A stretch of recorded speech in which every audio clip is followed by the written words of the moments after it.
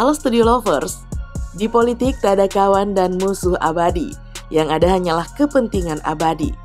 Pepatah ini benar-benar terpotret dalam kancah politik nasional saat ini. Dalam dunia politik, hubungan antar politisi bisa berubah secepat arah angin. Mereka yang dulu berdiri di sisi yang sama, bekerja sama untuk mencapai tujuan bersama, kini bisa berhadapan sebagai rival yang tak kenal ampun. Begitu pula sebaliknya, musuh bebuyutan yang pernah saling serang di panggung politik bisa saja bersatu padu demi menggapai kepentingan yang sama. Nah, fenomena ini semakin nyata terlihat ketika menjelang pemilu maupun pilkada.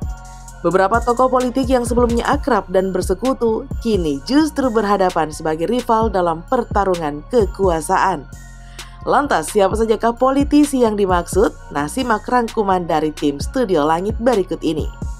Tapi seperti biasa, sebelum kita lanjut, jangan lupa untuk menekan tombol subscribe dan aktifkan juga lonceng notifikasinya agar kamu tidak ketinggalan info terbaru dari Studio Langit. Anies Baswedan. Sosok Anies Baswedan menjadi salah satu figur yang mencolok di luar lingkaran Presiden Prabowo. Mantan Gubernur DKI Jakarta ini pernah menjadi rival tangguh Prabowo pada pemilu 2024. Nah, pasti masih pada ingat kan Studio Lovers?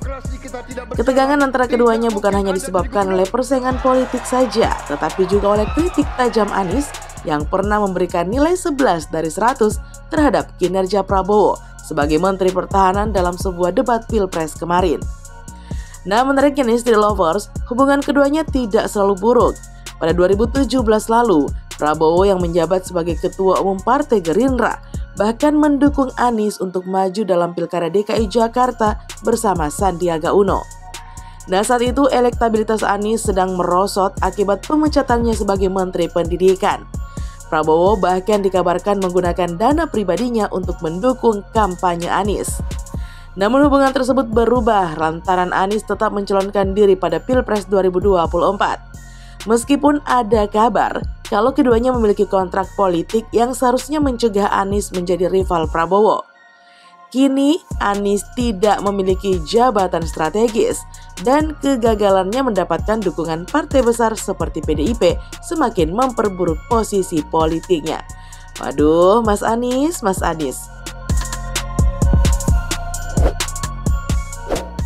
Megawati Soekarno Putri. Studio Lovers, Ketua Umum PDI Perjuangan juga menjadi salah satu tokoh yang sering berseberangan dengan Presiden Prabowo. Nah, sekarang ini kritikan Megawati terhadap program makan siang gratis Prabowo menjadi salah satu indikasi ketidakharmonisan hubungan keduanya. Padahal nih di masa lalu hubungan mereka cukup erat, seperti saat Megawati dan Prabowo berpasangan dalam Pilpres 2009. Namun Studio Lovers, hubungan tersebut mulai retak setelah Megawati dianggap mengingkari perjanjian di mana ia seharusnya mendukung pencalonan Prabowo pada Pilpres 2014. Sebaliknya, Megawati justru mendukung Jokowi dalam 2 periode Pilpres hingga akhirnya kembali melawan Prabowo pada Pilpres 2024. Nah, akibatnya Megawati kini kehilangan pengaruh di pemerintahan Prabowo dan banyak kader PDIP yang kalah dalam pilkada baru-baru ini. Karma memang nyata ya Studio Lovers. Amin Rais. Ketua Majelis Suro Partai Umat juga kerap berseberangan dengan Presiden Prabowo. Hubungan mereka yang penuh dinamika dimulai sejak era reformasi 1998 ketika Amin menjadi salah satu pengkritik keras rezim Orde Baru yang didukung oleh Prabowo.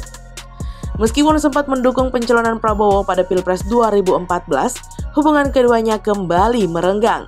Nah, ketegangan memuncak saat Amin secara terbuka mengkritik Gibran Rakabuming Raka, wakil presiden yang mendampingi Prabowo. Amin bahkan memperingatkan bahwa pemerintahan Prabowo akan kolaps jika Gibran tidak diganti loh Studio Lovers. Nah, kini posisi Amin di dunia politik juga terpinggirkan dengan partainya yang gagal masuk parlemen. Dan Partai PAN yang ia dirikan kini berada di bawah kendali Zulkifli Hasan. Di politik nggak ada kawan dan lawan abadi, benar-benar nyata ya Studio Lovers. Basuki Cahayapurnama. Nama Basuki Cahayapurnama atau Ahok mungkin mengejutkan dalam daftar satu ini. Nah, pada 2012 Ahok diusung oleh Gerindra untuk maju sebagai wakil gubernur DKI Jakarta mendampingi Jokowi. Namun hubungan mereka memburuk setelah Ahok keluar dari Gerindra tanpa pemberitahuan dengan alasan perbedaan pandangan soal RUU Pilkada. Nah, perseteruan ini semakin meruncing setelah Ahok bergabung dengan PDIP, partai yang kerap menjadi rival dari Gerindra. Selepas kasus penistaan agama yang menjeratnya, Ahok kehilangan pengaruh politik dan bahkan tidak diusung oleh PDIP dalam Pilkada DKI berikutnya. Kini Ahok juga tidak lagi menjabat sebagai komisaris utama Pertamina.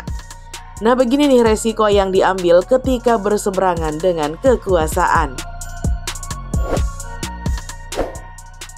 Sandiaga Uno. Siapa yang menyangka jika Sandiaga Uno pun termasuk orang yang kini menjadi sosok yang tidak lagi berada di sisi Presiden Prabowo.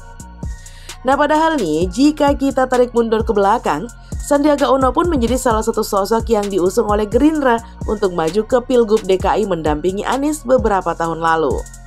Bukan hanya itu studi lovers, karena kepercayaan Prabowo terhadap dirinya, Sandiaga Uno pun sempat ditarik untuk menjadi calon wakil presidennya di tahun 2019.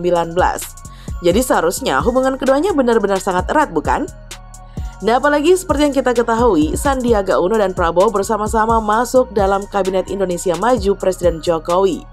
Namun, sayang seribu sayang, ketika kontestasi pemilu akan berlangsung di tahun 2024, Sandiaga justru hengkang dari Gerindra menuju Partai Persatuan Pembangunan, tujuannya tentu untuk mengincar peluang menjadi calon wakil presiden. Namun sayangnya tujuannya tersebut tidak sesuai harapannya. Nah, pasalnya nih, Partai Persatuan Pembangunan tidak berada di koalisi Prabowo, tetapi justru ke PDIP. Sedangkan PDIP mengusung Ganjar Pranowo diusung bersama Mahfud MD. Sudah gagal menjadi calon wakil presiden, partai yang ditempati pun gagal melenggang ke DPR RI akibat pungutan suara yang tidak melampaui 4%. Dan lebih sengsaranya lagi, Sandiaga Uno pun tidak diajak untuk masuk dalam kabinet Prabowo, meskipun menyatakan dukungan terhadap ketum Gerindra tersebut. Jadi nganggur deh Pak, rezeki sudah ada yang atur ya.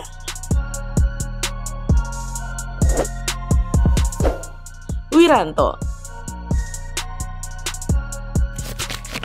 Nah, satu nama lagi yang cukup berseberangan dengan Prabowo, dia adalah Wiranto. Ia merupakan seorang panglima Tentara Nasional Indonesia saat kerusuhan di tahun 1998.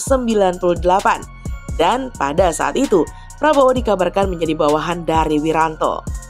Namun studi lovers, ketika Prabowo menjadi bawahan, banyak tindakan-tindakan Wiranto yang merugikan ketum Gerindra tersebut. Itu karena Wiranto diisukan menjadi biang keladi atas pengusiran Prabowo dari keluarga cendana. Nah, hal ini dikarenakan Wiranto dikabarkan nih menghasut Presiden Soeharto untuk memisahkan Prabowo dengan Titik Soeharto. Selain menghasut Presiden Soeharto, Wiranto pun juga dikabarkan nih menjadikan Prabowo sebagai kambing hitam atas kasus penculikan para aktivis dari tahun 1997 hingga 1998. Padahal di studi lovers, beberapa spekulasi menjelaskan bahwa penculikan aktivis yang dilakukan oleh Prabowo adalah perintah dari atasannya, yakni Wiranto. Namun sayangnya Prabowo justru menjadi kambing hitam dalam kasus ini. Nah, walau kehilangan banyak hal termasuk partai yang ia bangun sendiri yakni Hanura, Wiranto banyak dijawab sebagai sosok yang oportunis. Bukan hal yang mengejutkan si studi lovers. Nah, pasalnya nih banyak yang mengklaim bahwa dirinya telah mendampingi 6 presiden berbeda, termasuk Presiden ke-8 Prabowo Subianto sebagai penasehat khusus presiden. Perubahan aliansi dan dinamika politik yang terjadi menunjukkan betapa mudahnya hubungan antar politisi berubah di negara kita ini. Ya, namanya juga negara demokrasi, ya kan studi lovers? Nah, studi lovers, sekian dulu ya informasi kita kali ini. Jangan lupa untuk selalu mendukung kami dengan cara menekan tombol subscribe, like, comment, dan share video ini. Sampai jumpa lagi di video berikutnya. Bye-bye.